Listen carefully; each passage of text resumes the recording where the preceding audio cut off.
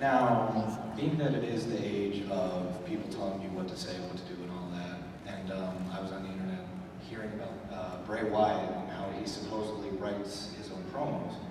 If that were to be true, and the promos that he has, would you think guys like him have a future in the wrestling industry? Well, I don't know the details of that either, but it wouldn't surprise me if he's doing his own promos.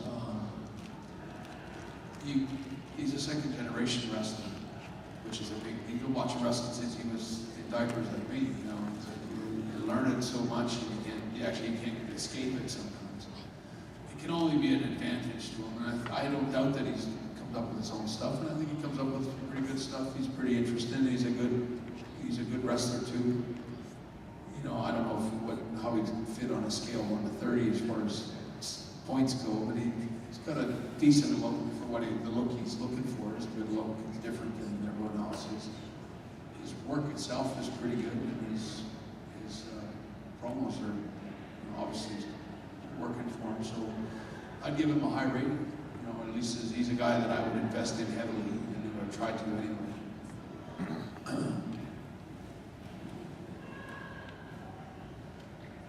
In your career, was it easier to be a heel or a face for you?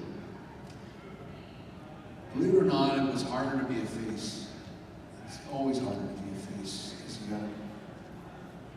you gotta make everyone love you for starters, and it's not always so easy going out there and when people don't like you. You know, it's being a bad guy was the best thing. I wish you could all just be bad guys like I was one time, just to enjoy it. It was addictive. I mean, it was so much fun and dangerous. Really dangerous. I mean, the stuff that I went through. Luckily, you always knew there was a bunch of security guards that would, got sort of a little Alamo going, and somebody was going to bail you out. But I can remember lots of times with Jim Neidhart, we'd have to fight back to the dressing room lots of times, past fans. Get pelted with full beers, right in the face, like hitting those little plastic cups hit you so fast, and you'd be like so thirsty. And just hit you right in the face. I remember I kind of liked it. There was a lot of times, of course, the other side you get spit on quarters. When I was Hart Foundation in the '90s, bashing Americans. Boy, I got spit on so much. It was okay to spit on me. I used to get really mad and spit right off of security would go, arrest that guy. And they're like, it's part of the show or something. It's like, no, it's not part of the show to spit in my face. It's not cool, it was the rush you get from being a bad guy is a million times bigger than the rush you get being cheered as a good guy. It's just, that's what it's all about. It's like, when you can get people that worked up that they want to kill you. That's when you go, I made it. But really, that's kind of the truth. Being a bad guy was a lot of fun.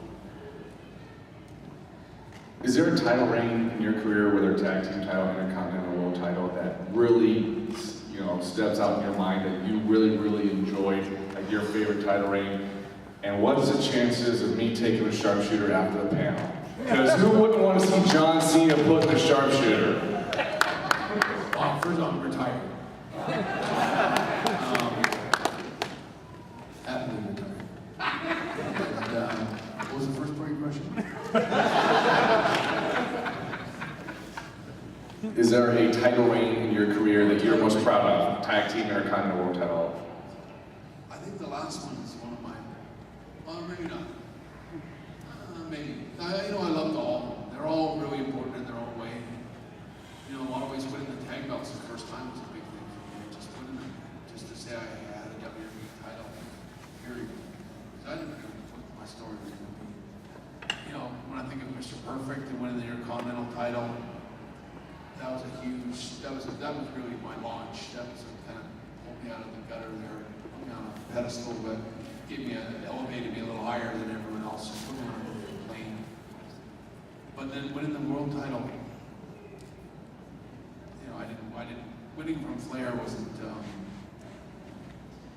I didn't get that send-off that I thought when I look back now, it would have been great to have won the title at a pay-per-view or Monday Night Raw or somewhere where everyone got to see it, but I wanted to, and nobody saw it. Like, it was kind of over and done really fast. And Flair was a great guy to work with, so it could have been bigger. It could have been a bigger moment for me, but it seemed to be, it was lost and filed almost like a few weeks after we had the match. It wasn't really out there too much for people to see. And then, I lost the title. I was really, I was really disappointed that I had such a short run as champion. So when I got the belt back the second time, that was like revenge, or like finally got my, came full circle. But no, I would say they're all the same. If I had to pick one title that was the most important, I would say it would have to be the first world championship I won. It should always be the most, just winning it once.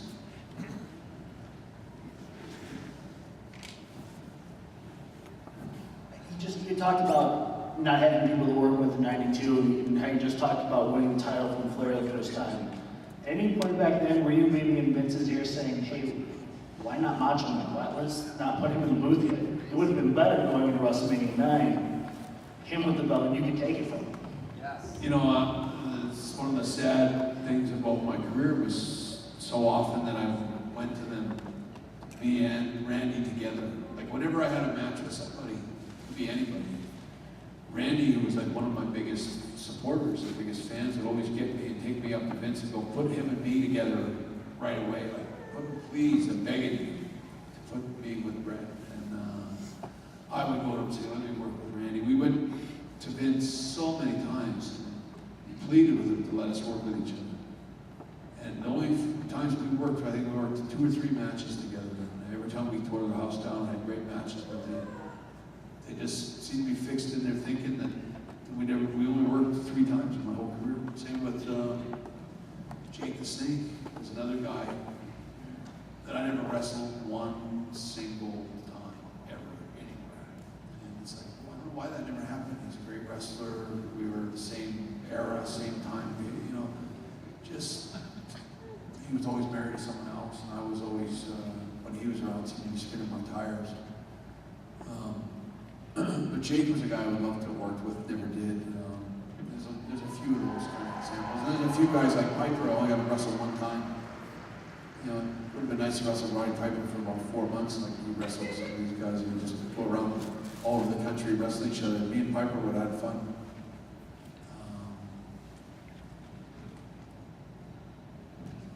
I think that you don't have much say sometimes in who they pick. But there is some frustrating situations with guys that you didn't get to work with that, I can even think of Kerry Von Erich, because just the guy popped in my head. I would love to wrestle the program with Kerry Von Erich. Lots of guys. That's what the bookers, that's what Vince sits in his house on Saturday morning. When little kids play with all their action figures. That's what Vince does, except it's real life.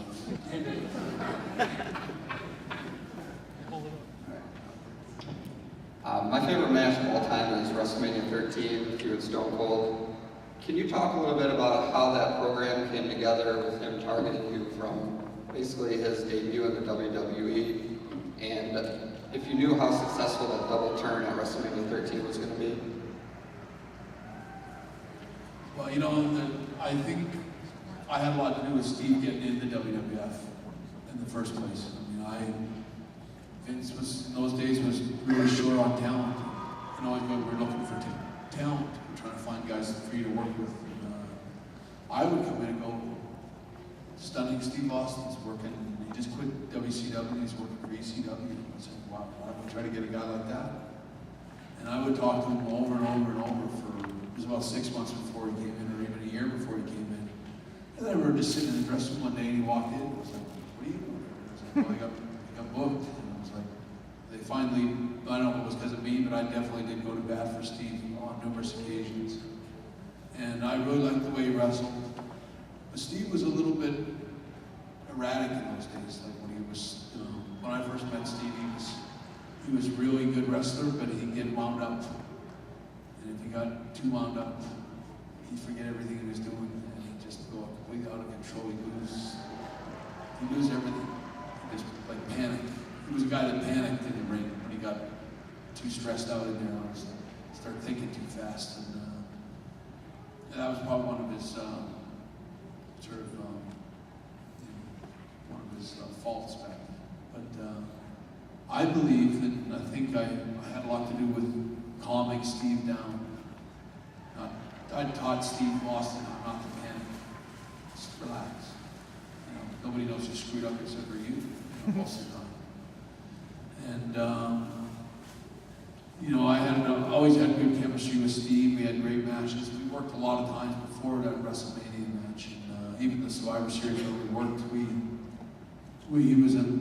had a lot of respect for me, and I had a lot of respect for him. So we really tried hard. I think the match in Survivor Series, we pulled out all the stops in a lot of ways. We tried everything we could think of to make it the classic match that you remember forever. But I had every intention of wrestling Shawn Michaels at WrestleMania 13. I thought it was going to be a rematch, and that I would wrestle him for the title. And when he went home to find his smile, or whatever, forfeited the belt or retired or whatever, and, they stuck me with Steve. It was kind of like, I think it was about 3 weeks before WrestleMania. They go, "You're wrestling with Steve Austin." And I go, "It's so cold. Like, it's ice cold. There's nothing between me and Steve other than the fact that jumping at the Rumble and jumping in all these situations." But we were both, I recall, kind of disappointed that they didn't find us something new or different for WrestleMania. And it was like, "Oh, you're working with Bret." And it's like, "Yeah, it's great, but I mean, he liked working with me and I liked working with him." But we both kind of felt that there was no preparation. And it was kind of thrown together last minute. And it was. And we got to WrestleMania that day. I don't think anyone thought it was going to be the great match that it was.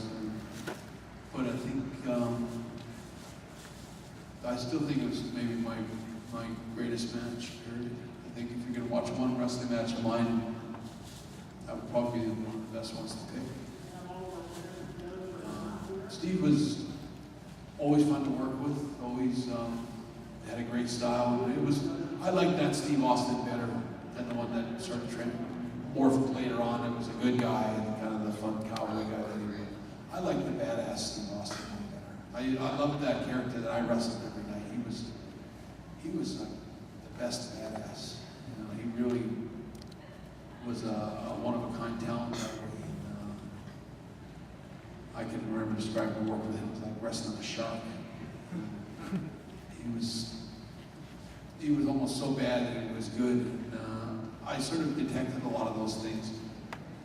And I knew that we had that match at WrestleMania, that something big was going to happen. Even my turn was going to be huge. I don't think anybody really saw it coming. And I don't think Steve's turn was really apparent either. It was almost like fans loved him, but they wouldn't want to admit it yet that they loved him. But if you look at that match, I think it's an amazing thing when I walk out to the ring for my match that night, and how much the fans loved me, and how all I did was beat the crap out of them and leave them in a mess in the middle of the ring, and they booed the shit out of me. They hated me when I came back. I remember flipping some little kid off. It's all happened in a few minutes. I can remember when I watch it back now, and I see it, and I was going, "Wow, it was an amazing thing." I don't know if anyone will ever pull it off again, to switch places quite like we did in one match. And it was also really special that it was with Steve. I've got one more question over here, then we'll be out of time. Hi, I'm a huge New Japan fan, and I know that you worked a couple tours of New Japan in the 80s. I was wondering, how was working in New Japan backstage, working with promoters in the locker room. How is that different than being in the WWF or in WCW? Oh, it was nowhere near as much fun. Way less fun. I would compare it to Pro Wrestling Olympics, where Japanese wrestlers are really stiff and they have no psychology most of the time. They don't really know what they're doing. They're just trying to hurt you. For real. It's like you look at them when they kick you in the ribs and go, "Don't you know this stuff's not real?" Japan was never any fun. It was always really hard work, really hard matches. The kicks, the punches, the drop kicks are right in the face as hard as they can. They don't mind if you hit them back the same way. Like if they're missing a couple of teeth, it's okay. Whereas I wanted to try to keep my teeth. Japan was really hard work. The only guys that really wrestled good back in my time were the big stars, like Inoki and Fujinami and Tiger Mask. They were all great wrestlers and safe. If you take the rest of the card, they could be safe if they wanted to be, but they didn't want to be. They wanted to make life hard for the American wrestlers. I was as American as the rest of them. All right, well, we're out of time for Bret Hart today. Let's give him one more round of applause.